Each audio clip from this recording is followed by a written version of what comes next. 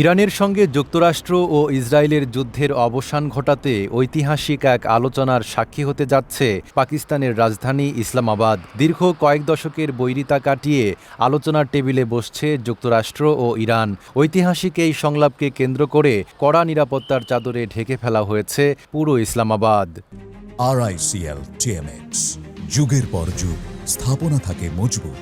শুক্রবার দিবাগত রাতে ইরানের পার্লামেন্ট স্পিকার মোহাম্মদ বাঘের গালিবাফের নেতৃত্বে একটি প্রতিনিধি দল নূর খান বিমান ঘাঁটিতে পৌঁছায়। তাদের স্বাগত জানান পাকিস্তানের উপপ্রধানমন্ত্রী ইসহাকদার ও সেনাপ্রধান আসিম মুনির।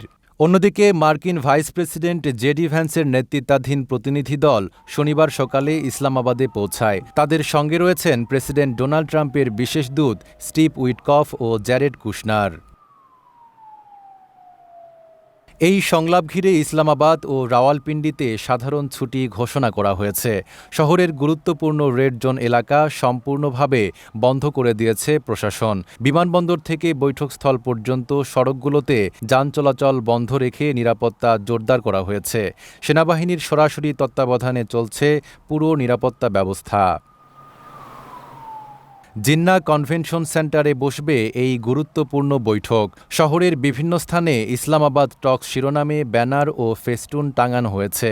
বিশ্বজুড়ে আগ্রহ তৈরি হওয়ায় শতাধিক বিদেশি সাংবাদিক ইতোমধ্যে পাকিস্তানে পৌঁছেছেন। তবে কড়া নিরাপত্তা ব্যবস্থার কারণে কিছুটা ভোগান্তিতে পড়ছেন সাংবাদিকরা। রেড জোনে প্রবেশ সীমিত করা এবং হোটেল ভাড়া বেড়ে যাওয়ার অভিযোগও উঠেছে। সব মিলিয়ে এই সংলাপকে কেন্দ্র করে ইসলামাবাদ এখন বৈশ্বিক কূটনীতির কেন্দ্রবিন্দুতে পরিণত হয়েছে। নাঈম আরাবী, ঢাকা পোস্ট।